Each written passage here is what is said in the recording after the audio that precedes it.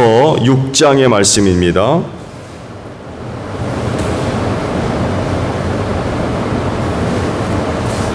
1절로 11절까지예요. 로마서 6장 1절로 11절까지입니다. 그러면 우리가 무엇이라고 말을 해야 하겠습니까? 은혜를 더하게 하려고 여전히 죄 가운데 머물러 있어야겠습니까? 그럴 수 없습니다. 우리는 죄는 죽은 사람인데 어떻게 죄 가운데서 그대로 살 수 있겠습니까? 세례를 받아 그리스도 예수와 하나가 된 우리는 모두 세례를 받을 때에 그와 함께 죽었다는 것을 여러분은 알지 못합니까? 그러므로 우리는 세례를 통하여 그의 죽으심과 연합함으로써 그와 함께 묻혔던 것입니다.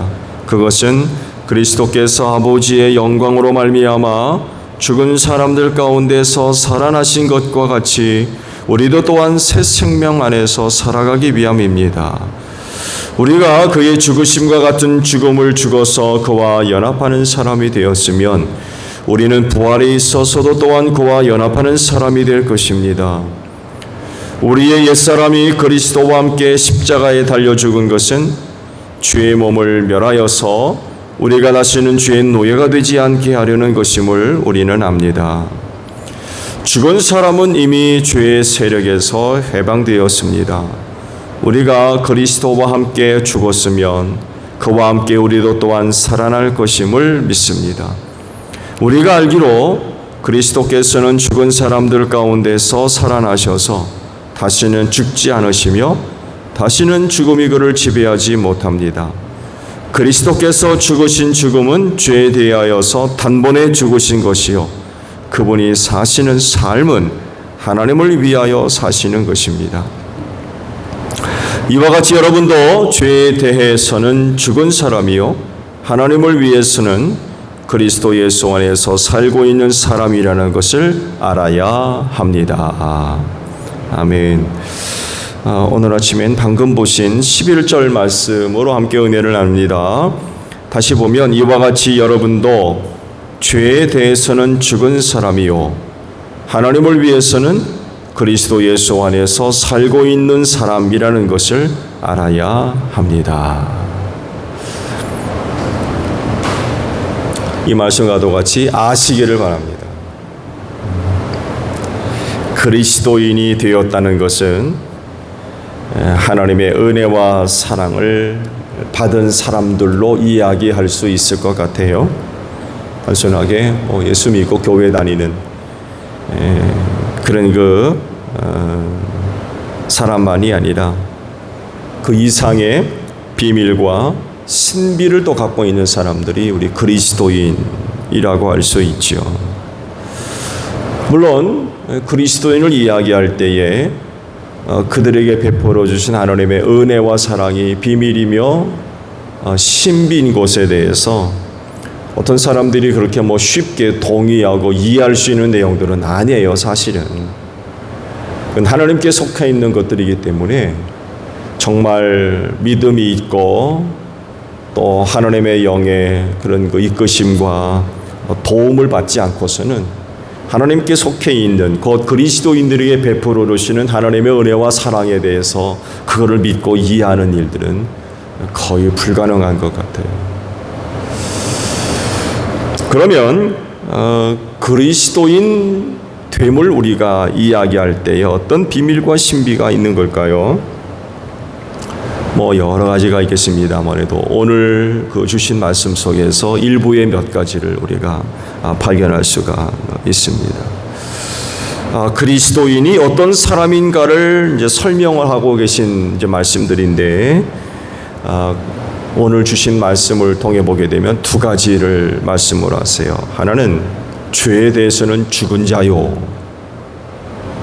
이 첫 번째고요. 또 하나님을 향해서는 산자다. 이게 바로 오늘 주신 말씀이고 또 그리스도인들에게 베풀어 주시는 하나님의 은혜와 사랑 중에 하나를 이렇게 이제 표현을 하셨어요. 죄에 대해서 죽은 자요 하나님에 대해서는 산자다. 이 무슨 말씀일까요? 참 신비로운 그런 말씀이죠. 그래서 이제 앞서 말씀을 드린 대로 믿음이 없고 또 하나님의 영을 받지 않은 사람들은 이 부분에 대해서 이야기를 해줘도 믿을 수가 없고 깨달을 수가 없는 그런 부분인데, 먼저 그리스도인은 죄에 대해서 죽은 자다라고 말씀을 하고 계세요. 왜냐하면 그리스도인이 되었을 땐 더 이상 죄의 종이 아니기 때문에 그렇습니다. 죄의 세력에 붙잡혀 있지 않고 해방된 사람이라, 죄로부터의 자유함을 누리고 있는 사람이라는 거죠. 어떻게 이렇게 죄에 대해서 죽은 자가 되었느냐? 우리가 언제 죽었습니까? 근데 오늘 말씀 보게 되면 죄에 대해 죽은 자가 되었다라고 말씀을 하시거든요. 그건 예수님이 죄인을 대신해서 십자가에서 별세하실 때에 혼자 별세하신 것이 아니라는 거예요. 예수님만 십자가에서 별세한 게 아니라 죄인 되었던 자들이 그와 함께 죽었다는 거죠. 같이 죽었다. 예수가 죽을 때 같이 죽었다는 거예요. 왜냐하면 죄인을 대신해서 죽은 죽음이기 때문에 그래요. 예수님 혼자 딸랑 그냥 십자가에서 별세한 것이 아니라 십자가를 지셨던 이유는 죄인들을 대신해서, 죄인이 마땅히 죽어야 할 죽음을 대신해서 예수가 죽었다는 거죠.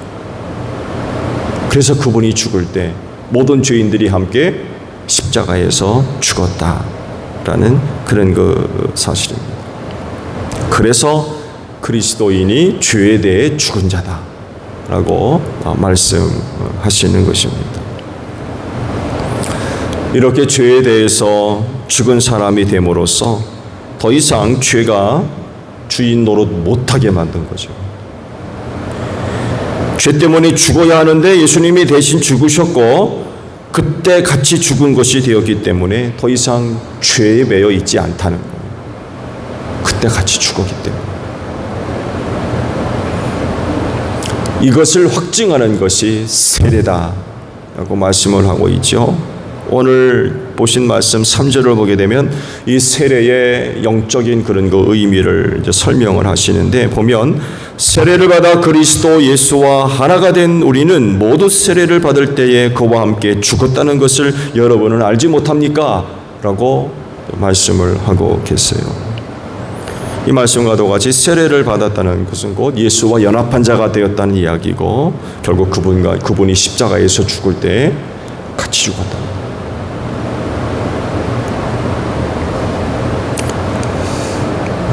이거를 알라고 지금 말씀하고 계세요.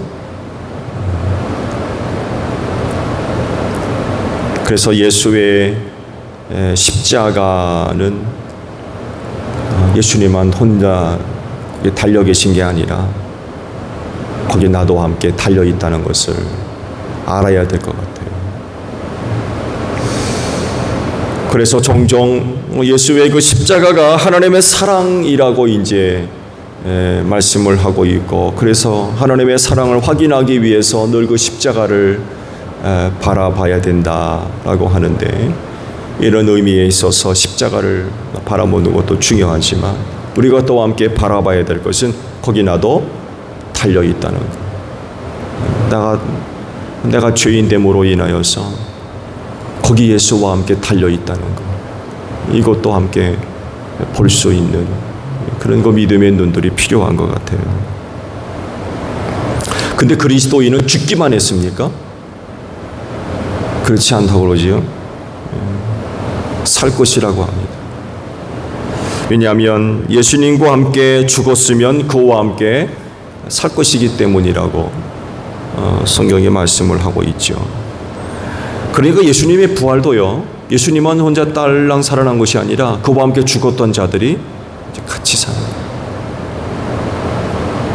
예수의 죽음 안에 모든 죄인들의 죽음이 포함되어 있고, 예수님의 부활에 모든 사람들의, 그를 믿는 모든 사람들의 부활도, 생명도 거기 같이 포함되어져 있다라는 사실입니다. 그래서 예수님의 빈 무덤을 우리가 묵상할 때에 예수님의 시신이 없는 그런 빈 무덤만 우리가 묵상할 것이 아니라 나도 죽었다가 예수와 함께 살아나는 이런 그 모습들도 믿음의 눈을 통해서 함께 바라봐야 할 그런 그 의미들이 있죠.